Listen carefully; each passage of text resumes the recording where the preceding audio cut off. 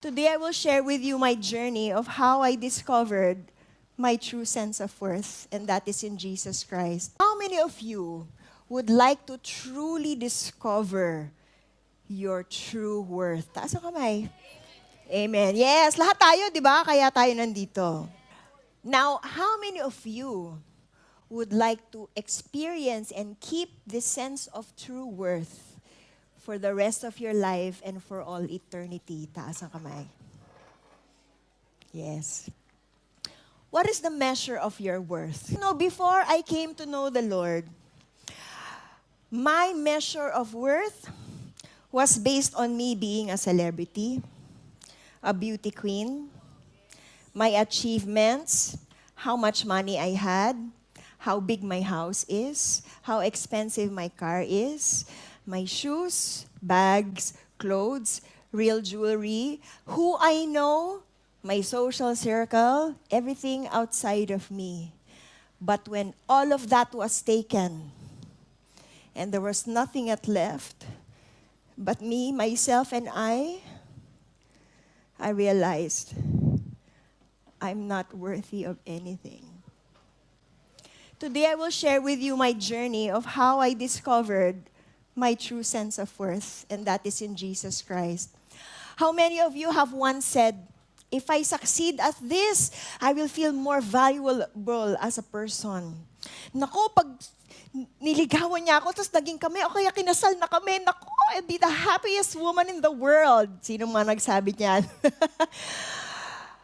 How many of you have once said, nako, pag naka-graduate na ako sa college or pag natapos ko na yung doctorate degree or your master's degree, I'll be the happiest. Pag nakuha ko na yung dream house ko, wow, I'm be so happy. Pag natapos na yung pag-aaral ng mga anak ko, wow, finally, di ba?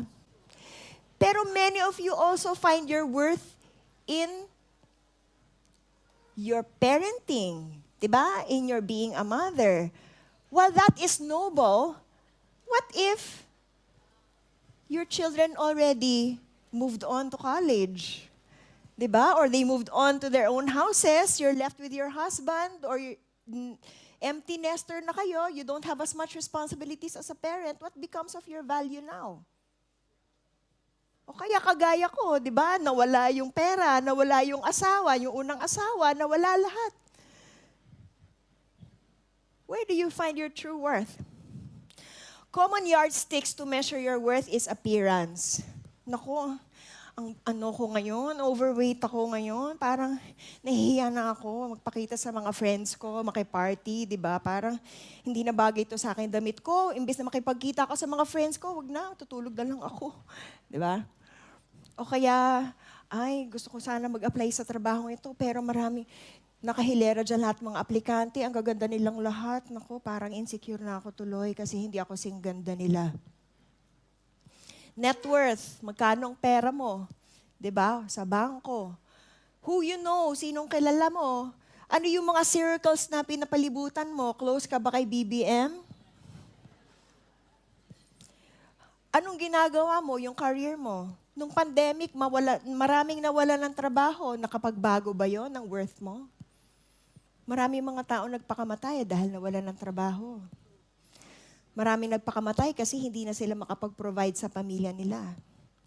Wala silang sense of true worth. What you achieve. Okay, kagaya ko, naging beauty queen ako. Pero taon-taon may mga sumasali ng beauty pageant. Nakapag-first runner-up ako. Pero each time na meron lumalapit sa first runner-up o kaya nalampasan ako, naging Miss Universe, insecure na ako. Di ba? O kaya ngayon, ilang years na ako mula nung pageant, 24 years na ako, since 1999. Tama ba yung computation ko? 25 years na. Considered has-been na ako.